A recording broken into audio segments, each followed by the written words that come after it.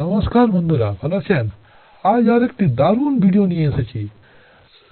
সাপ নিয়ে মানুষের মনে হয়ে রয়েছে যত সব ভুল ধারণা। সর্প বা সাপ নিয়ে মানুষের যে ভুল ধারণাগুলি রয়েছে তা আজ আমরা এই ভিডিওর মাধ্যমে জানবো। তাহলে চলুন ভিডিওতে যাওয়া যাক।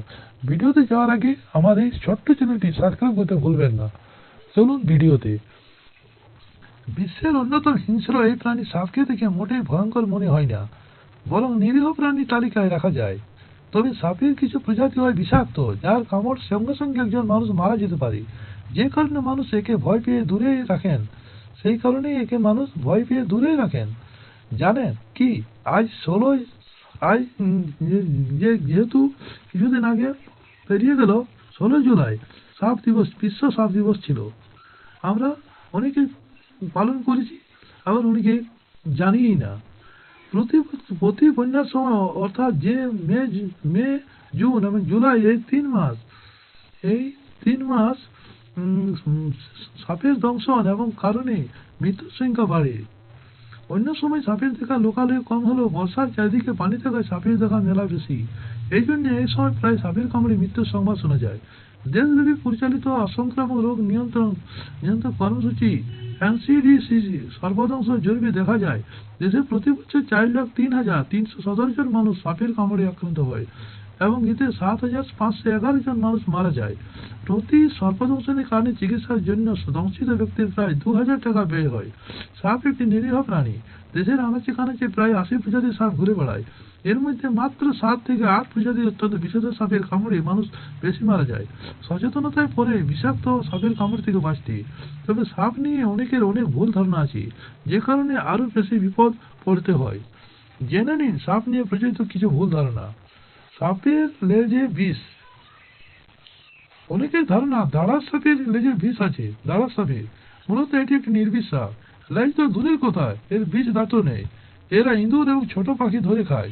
এমনকি ছোটখাটো বিষাক্ত সাপও এদের প্রধান খাবার। সাপের এক চোখ অন্ধ। অনেকে মনে করেন সাপের এক চোখ জন্ম থেকেই নষ্ট থাকে।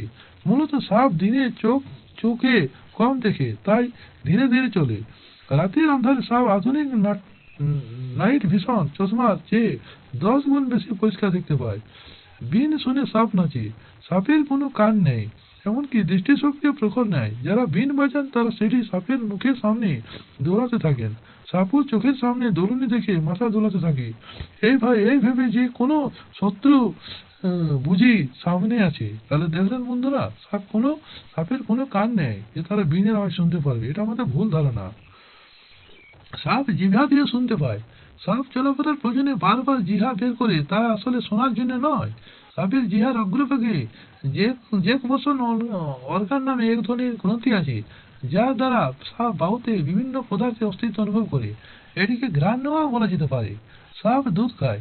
সাপ শীতলরক্ত প্রাণী, মাংসাশী এবং স্তন্যপায়ী নয়। ফলে সাপের পক্ষে দুধ হজম করা অত্যন্ত কঠিন। দুধ সাপের পক্ষে অত্যন্ত ক্ষতিকর। দুধ খেলে সাপ মারাও যেতে পারে। যেসব সাপকে দুধ খেতে দেখেন তারা মূলত সাপুড়েদের সাপ। নাগ পঞ্চমীর আগে সাপগুলোকে মাসখানেক প্রায় পানি খেতে দেওয়া হয় না এবং বন্দি করে রাখা হয়। তারপরে মুখের সামনে দুধ ধরা হয়। বাধ্য হয়ে সাপেরা সেই দুধ খেয়ে নেয়। সাপ মানুষকে তাড়া করে। সাপ মানুষের শত্রু নয়, বরং সাপের সামনে পড়ে গেলে যদি দৌড়ে পালাতে যান বা বেশি লাফালাফি করেন, তাহলে সাপ আত্মরক্ষার্থে তেড়ে আসতে পারে।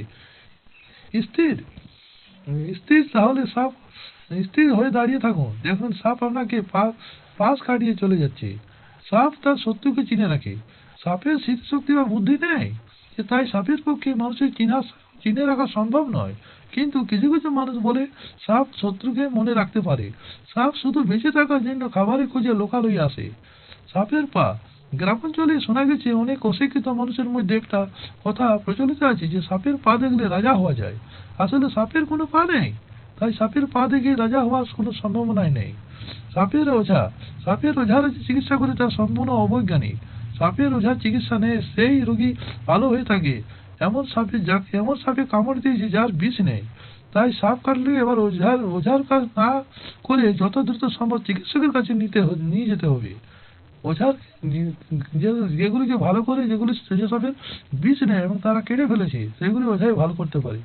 তাই বিষাক্ত সাপে কাটলে কখনো ওঝার দ্বারা সম্পূর্ণ ভালো হওয়া সম্ভব নয়। সাপের মণি। সাপের মাথায় এই জাতীয় কোনো পাথরের পদার্থ আদৌ তৈরি হয় না। সাপুড়েরা মানুষকে বিভ্রান্ত করছে নানা চটকদার কথা বলে। মাঝে মাঝে তারা মনি হিসাবে যা দেখায় তা হলো মুক্তা বা অন্য কোনো চকচকে পাথর। তাহলে দেখবেন বন্ধুরা, আমরা যখন ছোট ছিলাম তখনও আমরা ভাবতাম যে সাপের মনি রয়েছে, কিন্তু বুঝতে পারছি এখন সাপের কোনো মনি থাকে না। এবং বর্তমানে আগেও ছিল না, বর্তমানে নেই। এটার কোনো এখনো প্রচলিত কুসংস্কার একটা। কিন্তু এটা সাপুড়েরা সাধারণত কোনো পাথর চকচকে দেখিয়ে সেগুলি মানুষকে